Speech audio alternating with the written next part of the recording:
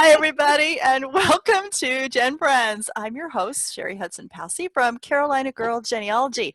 And with me is this fabulous panel. We've got Mary Kircher-Roddy from MKR Genealogy. Hi, Mary. Hi there. Great to be here. So glad you're here. We've got Bernice Bennett from Jenny B. Roots. Hi, Bernice. Hello. Hi. So glad you're here. I love you guys. I'm so glad that you always show up on this panel. We've got Dan Earl, our family history guy. Hi, Dan. Hello. Good that you're here. Melissa Barker, aka the Archive Lady. Hello, hello. Hello, Melissa. And last but certainly not least, we've got Laura Hedgecock from Treasure Trust of Memories. Hey, Laura, how are you?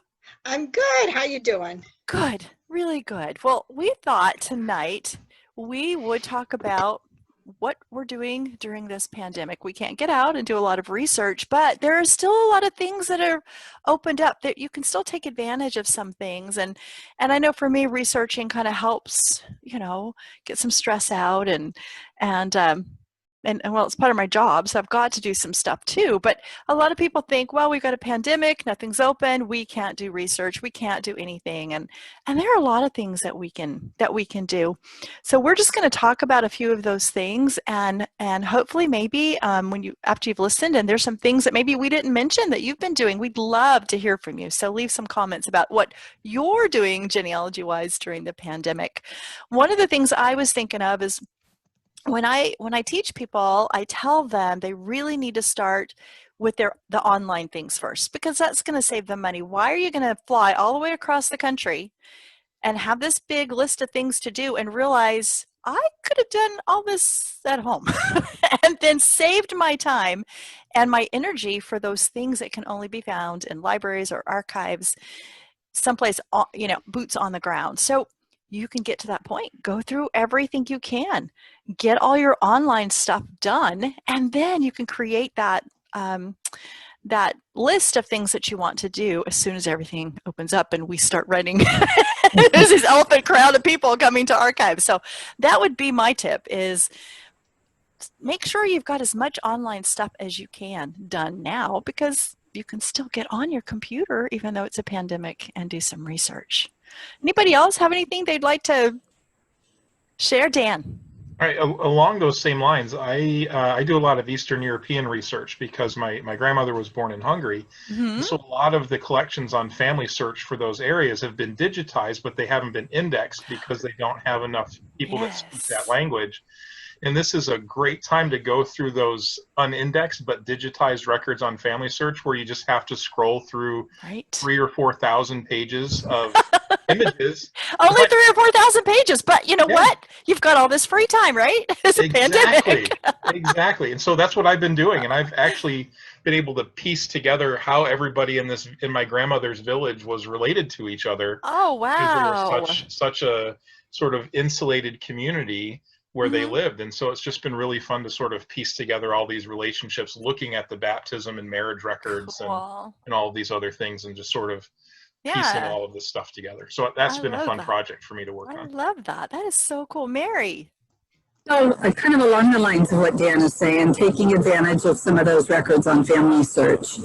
I am a mentor for a ProGen group, and I've kind of made it my mission that I'm going to do their assignments along with them, do the equivalent of the assignments. That's a great idea. The assignment for July was to do a transcript and an abstract of a document and a research plan. And I didn't follow it exactly to the letter, but I did transcribe and abstract 3 deeds. And, that's the kind of thing that is, in some ways busy work. It's not, totally brand new research necessarily, but it really helps you understand things a lot better when you have go through that process and transcribe an abstract. So, I was working on 1843, 1855 deeds, and it was helpful to understand the family and think about how to prove that those are my people.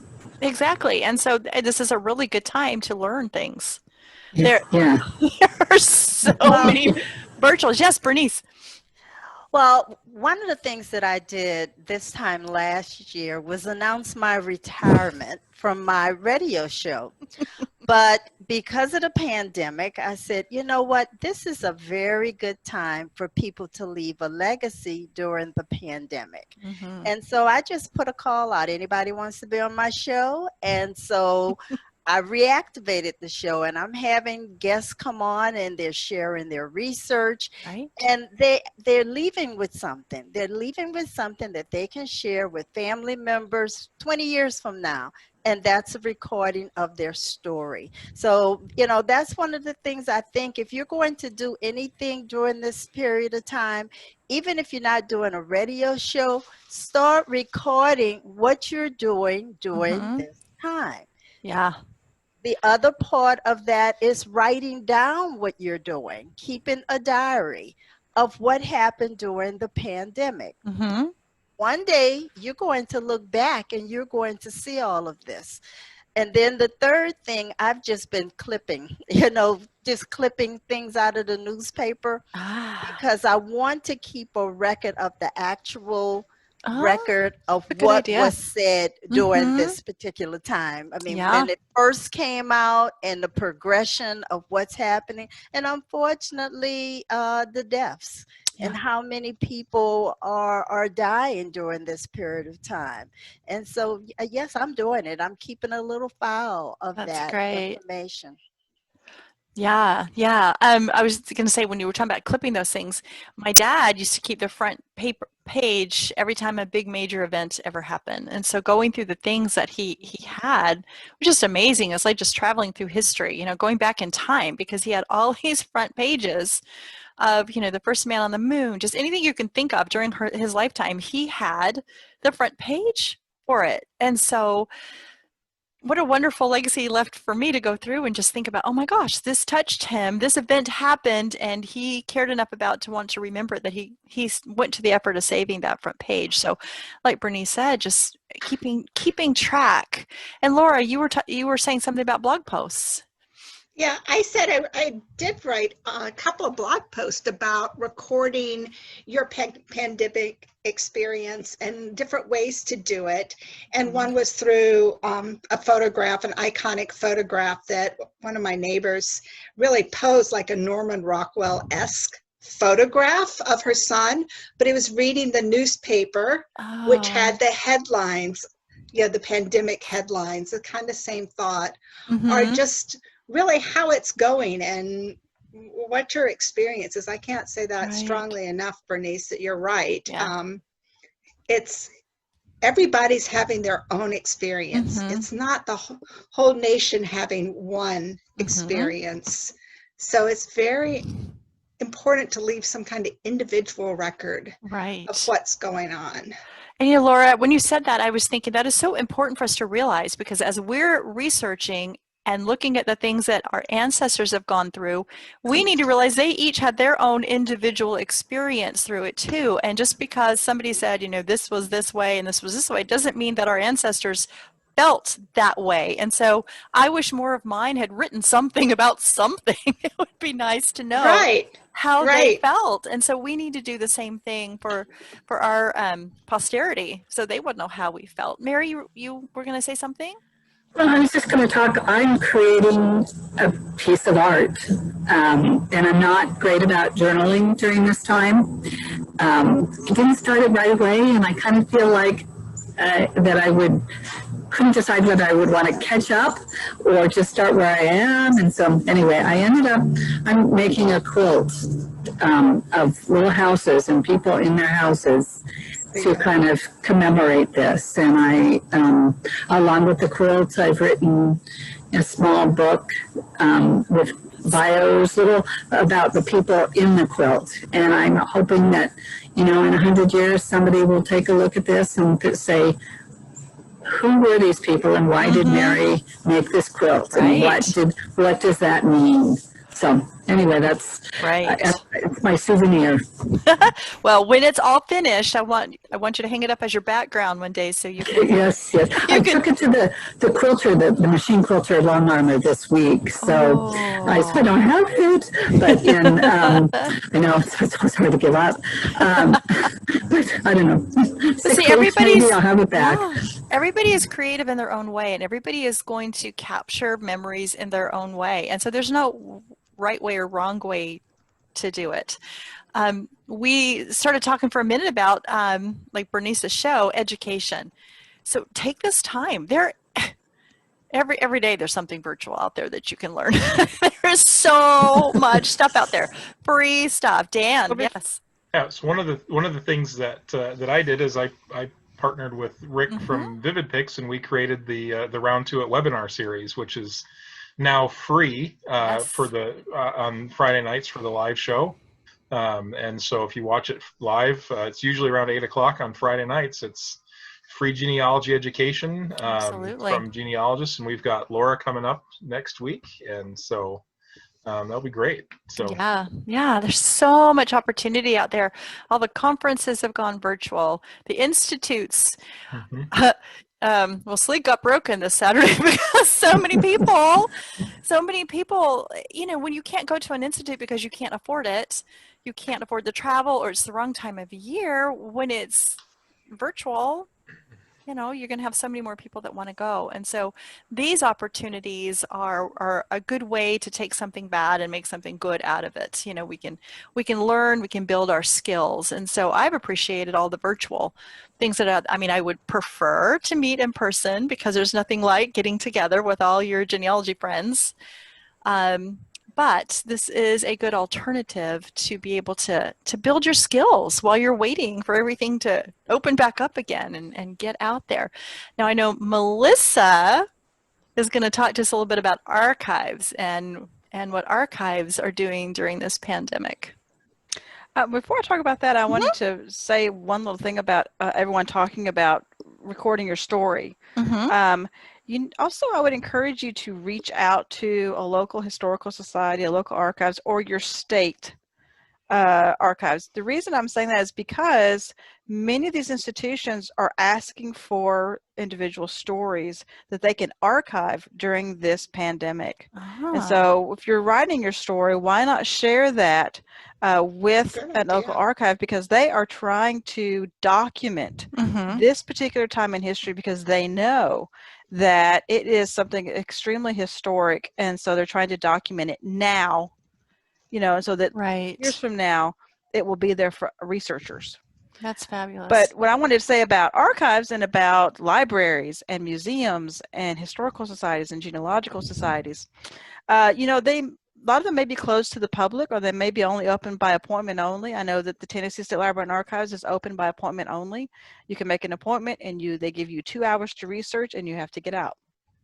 I don't know who can do research in 2 hours, but it's better than no research. So right. But I can tell you that behind the scenes, many of us are working every single day, either at home or we're working in our facilities. And what does that mean for genealogists? It means that when this is finally over, we are going to have more records that have been processed and ready for researchers. We're going to have a lot of us are working on cleaning up our finding aids. We are doing a ton of indexing. We're doing a ton of digitization. A lot of the stuff that, believe it or not, we don't get time to do because we're helping patrons when they come into the door. Oh, see, that makes so much sense. And so the genealogists are going to truly benefit. That's what one of the silver linings I see through this pandemic. Another thing that I like to encourage genealogists about, and this is something that I have done my whole genealogy life for 30 years, because I've not been able to travel that much. My ancestors are from up north, and I live in the South. Right. And so I have instituted emailing, calling, and actually sending real letters. Imagine and so that. I would encourage you, either now during the pandemic or whenever this is over with and you still aren't able to travel, use those devices. Send emails, send a Facebook message, send a Twitter message. Many of our facilities are really social media savvy now. They've taken a long time to get there.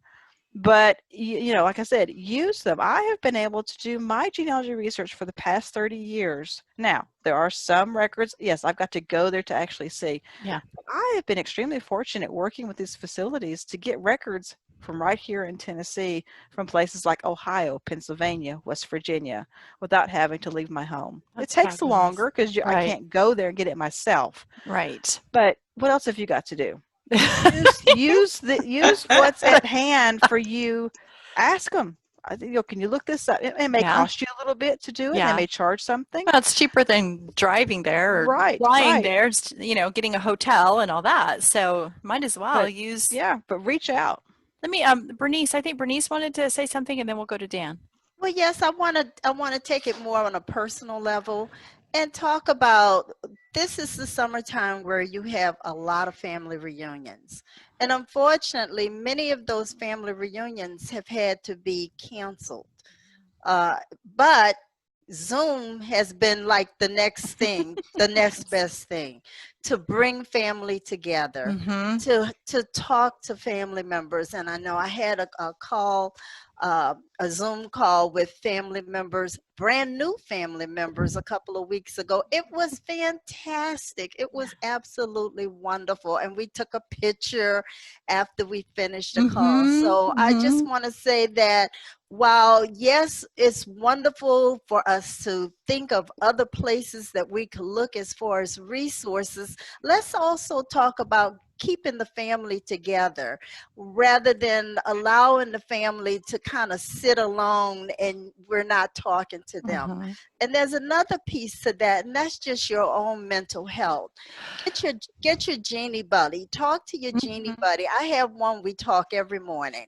And it's just so good to have that Genie buddy so that we could kick around ideas. And I tell you, whenever I end the phone call with this woman, I'll say, girl, why did I talk to you today? I have 5 more things to do now. But this is part of what we need to do, because this person will say, I don't think you'll let me talk to you about the logic of what you're doing. And it's really good, because I'll do the same thing to her. Yeah. But it's having that other person listen to you. And so that's all I had to say. That's wonderful, Bernice. My family, my kids are all around the country, so we have a regular Zoom call we've started since the pandemic every Sunday afternoon, and they know it's going to be every Sunday afternoon. And sometimes they all can't show up, or sometimes people are taking a nap, and that's okay. Everybody knows that we're having it, and we've been really, really good about keeping up with it. As a matter of fact, this Sunday when I sent the link to them, it didn't send, and I didn't realize it didn't send. And then I started getting text messages. Well, I guess Mom's tired. I knew this day would come. Mama's tired of talking to us every Sunday. Where's the Zoom link? So I thought it was great that they were getting upset because that Zoom link didn't go through, so I had to send it again. So that's become a really fun tradition, and then all the grandkids can talk to each other through the Zoom. So I would encourage people to do that, and don't be scared of these kind of platforms. To keep do that with my siblings. We have our Sunday afternoon. Yeah, exactly. We got Texas and 2 families in Washington and 1 in California, and it's great. Exactly. And you can do those kind of things like we did for my mom. It was her birthday. Everybody was just sharing memories, and she was just loving it. And I'm thinking, I had forgotten that. So it was a good way to kind of document her life too, is all their memories. Dan, what were you going to say? Well, yeah, just kind of going off that same thing. My wife and I have been focusing with our 6 kids on generating family traditions, right? And so I had posted about this on Facebook yesterday. My wife and I rotate who does dinner, so it's not an exclusively her thing. She likes to bake, but not to cook, and I like to cook, but I couldn't burn toast, and so it's a good match. And so, but we just kind of, after like a month of not going out to eat and doing all these things that just sort of add flavor, we're like, we're sick of this. And so we started incorporating the kids into it. And so even if it's our 4-year-old who helps us count the pepperonis that we're putting on our homemade pizza, right? Or helps us count the number of chicken nuggets on the pan to make sure everybody's got enough, Aww. and we're doing those types of things to incorporate the kids into it. And my oldest daughter yesterday was just super excited to help make mashed potatoes, So we use the potato flakes because, we're we're poor, and can't afford real potatoes. But we get a can of like the sliced potatoes, and we mash those up, and then we put them in the mashed potatoes. So there's like little actual lumps of potato. And then it makes it seem like you're eating actual potato. And so like little things like that, she was just super excited to mash up the potatoes. Right, just can always remember that. And those little family traditions, and taking time to focus, if you do have kids at home like I do, taking time to focus on like what can we be doing to create family traditions that will outlive the pandemic, hopefully. Right. Will outlive the pandemic. Yeah. And then they have those memories to look back on. So when they get older, and you'll start saying, oh, do you remember the pandemic? Do you remember when we had to do this and that? And they'll have all these wonderful things that y'all have done as a family. So I love that. I think that's such a great idea. Is anybody else? I was thinking about taking some time to organize. I don't know about you guys, but I've got a lot of scanning and a lot of things in my to-file. I always tell people a to-file is not filing, but I've got one. So, because it's so much easier just to chuck it in that file that says to file, right? So I've been trying to take some time to do that, since I'm not traveling and going to conferences, or not, traveling for presentations and things like that. So I've been taking time to actually scan or get those things off my phone as I go and I take the pictures, because I want to keep this, this record of what I found in this book. And so I'm using my phone, and they're all still on my phone. So I've been taking time to pull those things off. Laura.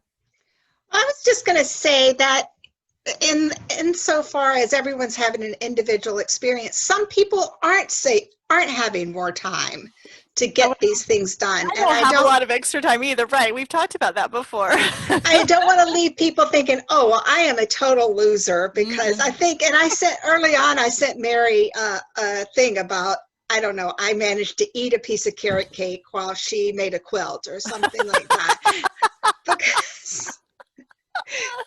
And honestly, I think for me, the pandemic has been way busier than my normal life. And I think it's because I'm a little bit of a geek. And then I work with a lot of nonprofits and helping them get up and do the technology and,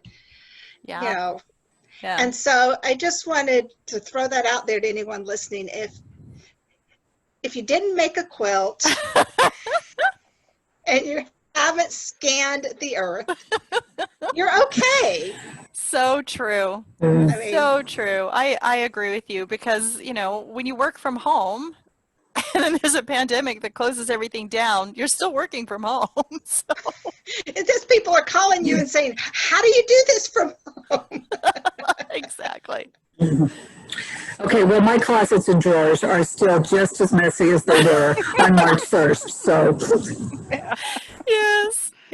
All these people are saying, I took all this time to organize, and all my closets are clean and all that kind of stuff. But I guess the point of why, we wanted to have this conversation tonight was to say there are still things that you can be doing. There's still your family history research did not have to come to a halt because of the pandemic, unless you needed it to come to a halt for your mental stability. And for some of us, I know I've heard people say, I just can't focus right now. I can't even think about coming up with a research plan. I just can't even focus. And so whatever you can do to make it work for you is what you need to be doing. Somebody raised their hand. And I did. Mary, go ahead. So, you were talking about organizing, and I'm actually working on organizing a project. I've got my third grade uncle that had 7 siblings, or 8 or 9 siblings, I don't know how many, a lot. And in his will, he gave money to the heirs of my brother Peter and the heirs of my brother Roger. I'm doing descendancy research to try to figure out who those heirs were. And I think with descendancy research, it's a lot more, a lot of that kind of stuff is going to be online. And I don't necessarily have to go to a place to be able to get the records. So, so that's kind of, a different kind of research that you can do without being more online. Yeah, you can kind of change direction with some of your research. Mhm. See what will work now with the environment that we have, and then you'll be that much farther ahead once things start opening up again. So, yeah, I'm trying to think. Bernice had I something. Oh, just Bernice, wanted I'm to say sorry. Yeah, something. go ahead. Yes, I just wanted to say, while we're talking about the pandemic, we also have to recognize that this is the time for us, all of us genealogists, to become a lot more socially conscious, because we have other things that have happened during this period of time. We're looking True. at the Black Lives Movement Mm-hmm. that's going on. We're looking at voter Right. registration. If you want to really get into your genealogy, also examine, well, what was going on with your own family during this Yes. period of time? And are Yes. you having that conversation Mm-hmm. with others about diversity, about Right. inclusivity, about Mhm. Black Lives Matter? Yep. I mean, let's not just think it's just the pandemic Mm-hmm. that will change how we're thinking and what we're doing, because it's a lot of stuff that's going on right now. And this, I look at this as an opportunity for all of us to engage in a dialogue of coming together and connecting Mm-hmm. around an issue that will make us better people, better genealogists. Mm-hmm. And so let's keep this as part of our thought process when Right. we're talking about, I can't do my research. Yes, but you can also talk. You can Yeah. also call your friends. You can also come together to Mm-hmm. talk about what's happening here. So, That is such a good point. I love that you brought that up. Absolutely. There's so much going on. And like you said, it's affecting us, and we need to see what we're going to do about that with our family, with our children, with our grown children, our children that are still at home, our grandchildren, and then take that a step further and think, how did our ancestors handle these kind of things? What was going on? Let's check those newspaper articles and see what was happening, in their town Well, when think about 100 years ago, mm-hmm. 1918, we had the Yeah. flu epidemic. 1920, we had the passage of women's suffrage. Mm-hmm. Think about our ancestors. They went through, I mean, I think ours is a little more shorter time. We've got it all kind of in 1 year, but We've got everything in 1 year. well, yeah, and they had World War One. I mean, Yeah. between 1917, Yeah. 1920, those three, Yeah. look at what they were going through. Right. You Right. know, right. and so it's like Bernice said, exactly what Bernice said. Mm-hmm.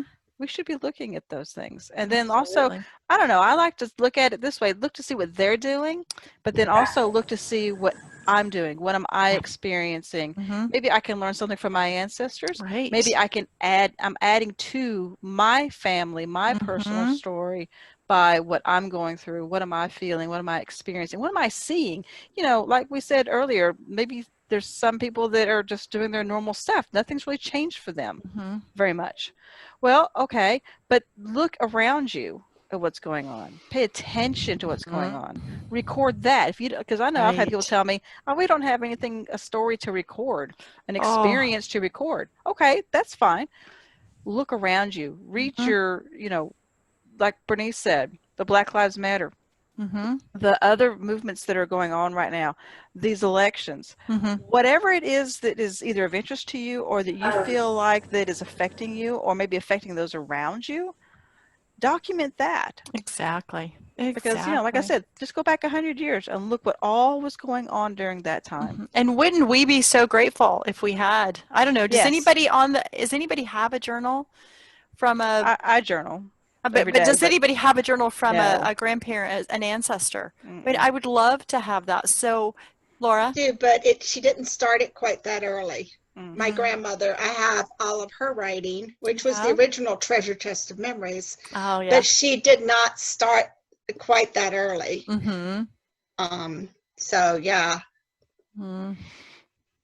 Well, I know that I would love to have something. I've got a few letters, but I don't really have anything like that. I would love to read about how I have a great grandmother who died during the flu pandemic in 1918, and I would love to have read something from the family about what was going on and what were they feeling about it and those kind of things. Mary? Well, I've got my grandmother's brother died He died about the 15th of January, 1920. And he had been weakened from the flu. I think he succumbed to tuberculosis, but they said that he was weakened because of the flu. But one of the most interesting things I just found in researching him was he was actually an enumerator for the 1920 census. Oh, and wow. mentioned in the newspapers as one of the enumerators.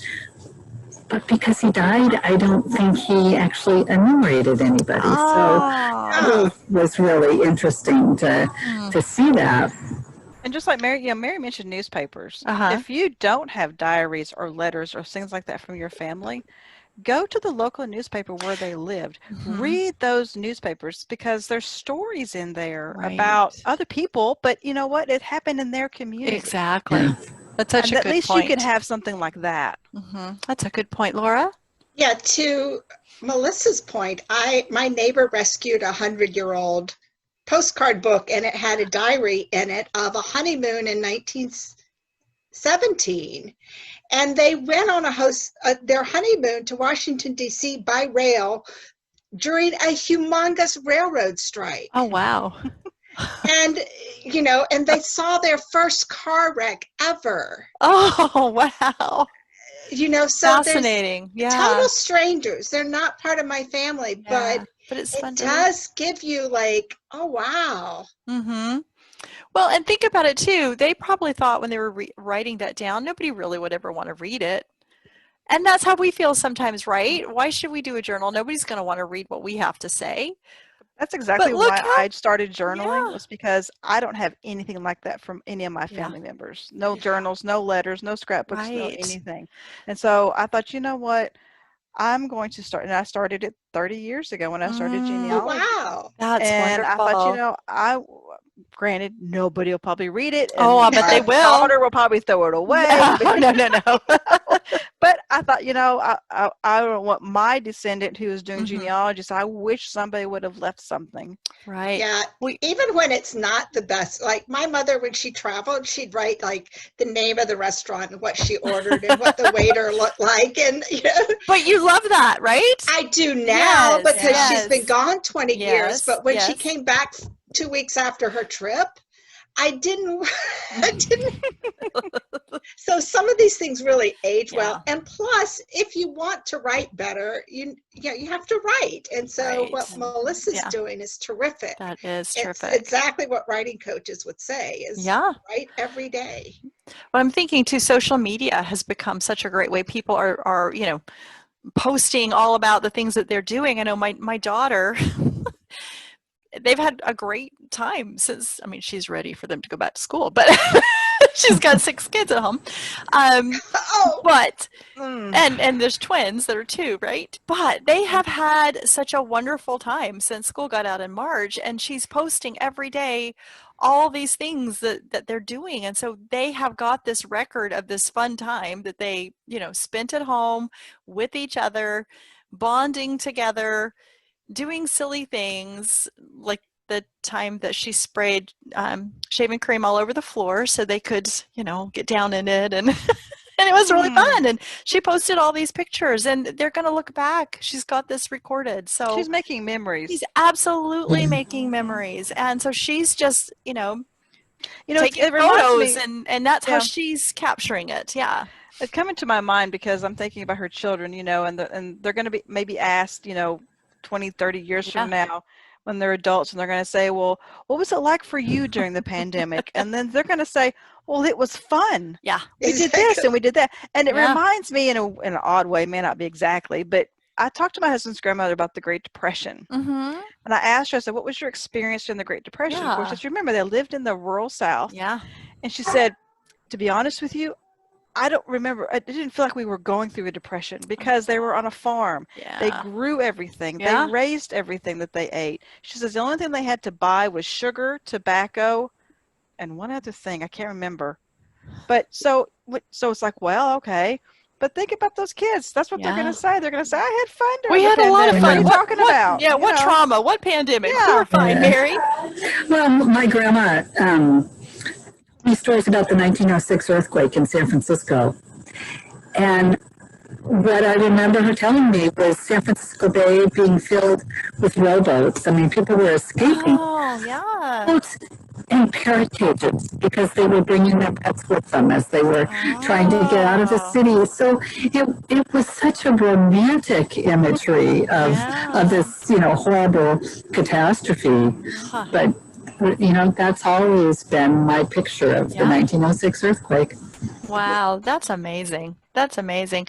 Well, I was always trying to, just come up with some ideas of things. And another thing I thought of is, all those applications that you wanted to put in for, you know, Mayflower, DAR, all those things. I got my DAR. I knew you did. Congratulations. Yes. So all those things you kind of put on the back burner because you were, doing other things. So maybe now, if you've got time, you can get some of those done for those people that have extra time because of it. So there are things that we could be doing, I guess is the point, that the genealogy world has not shut down completely. If you want to do something, like I said, you've got to handle this in a way that's good for your mental health. And so maybe adding more things or saying, okay, I'm going to do this and this and this just adds more stress. But for some people it is a way of like Mary quilts. I do genealogy. So, you know what I mean?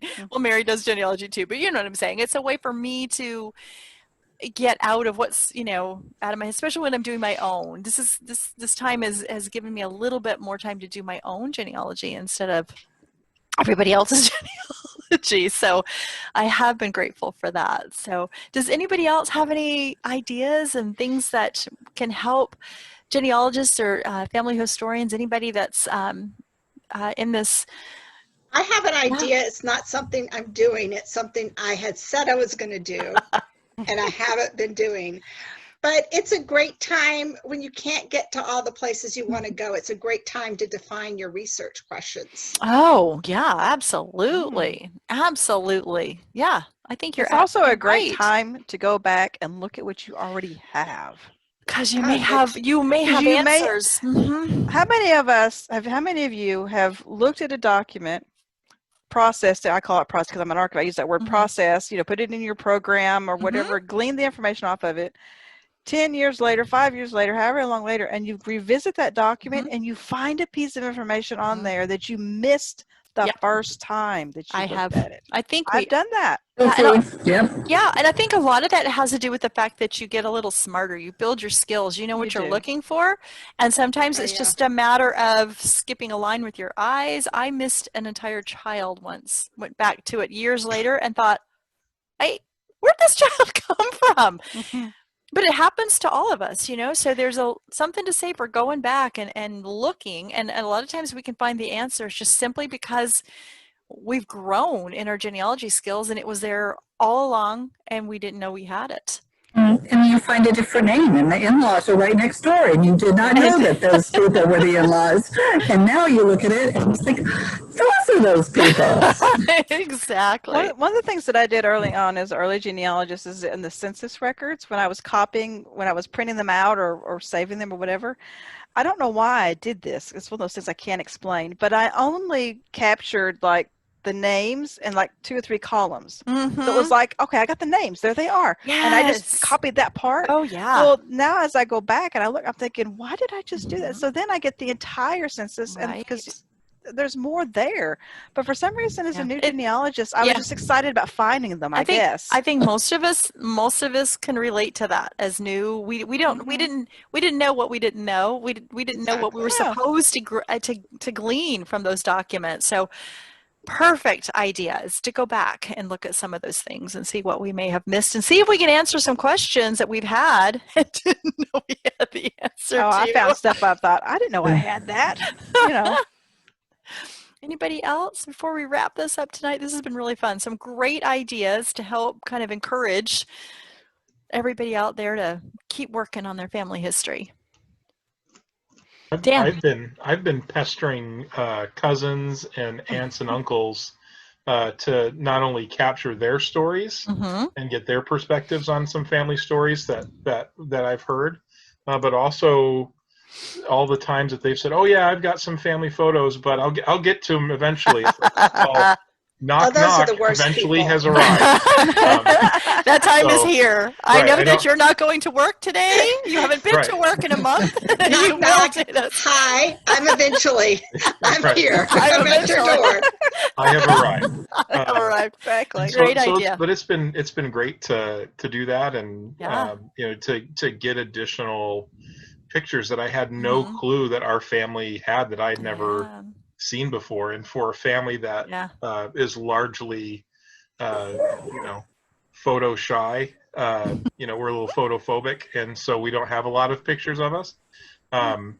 It's any picture is valuable, and it's wonderful to get those and to put them in a place that we can all enjoy them, and not just hiding in someone's closet. Yeah, that's I feel like there's a lot of people out there doing genealogy that either did it sort of kind of and they're doing more now, because it seems like during this pandemic I have been contacted by more researchers of my family, and all in different surnames, you know, and asking, and they're finding me, of course, through Ancestry, because I have my trees on Ancestry. Oh yeah. But it's like they're doing more, and so they're reaching out more. So I had 3 last week. Wow. 3 different surnames. People That's reached out to fabulous. me and said, "Hey, can we connect?"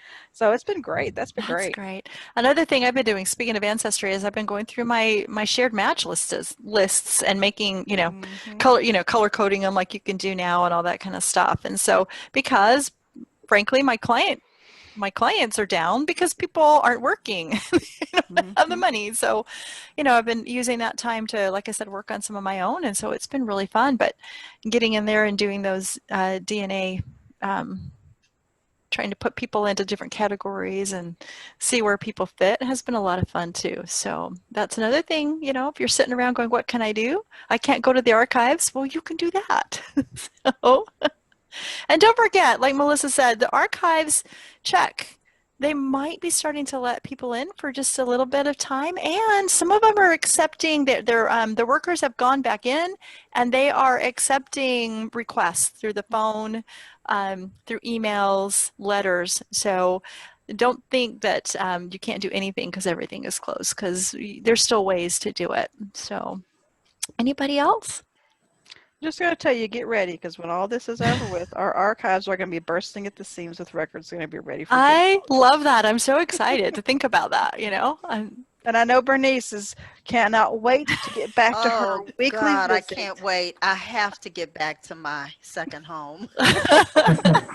Which is, Paul, the National Archives. It's the National Archives.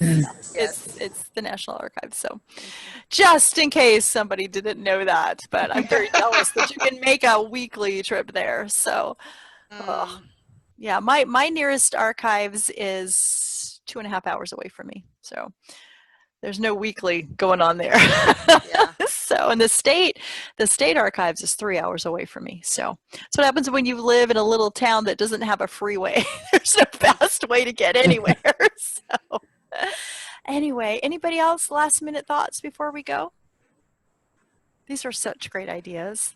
And I will put links and the ideas and all the different tips into the show notes. And if y'all want to send me some links, if you think about some things, and like I said, you viewers, we appreciate you watching. If you've got some tips and hints and things that you've done during this pandemic, we would love to hear about it. We would love to know what you've been up to and what things you've been able to get done and people that you've found. That would be really fun for us to hear about. So with that, I would like to say thanks to this wonderful panel for being here tonight, and thanks everybody for watching, and we will see you next time on GenFriends. Bye, everybody. Bye. Bye. All right, it doesn't want to stop. I'll just go.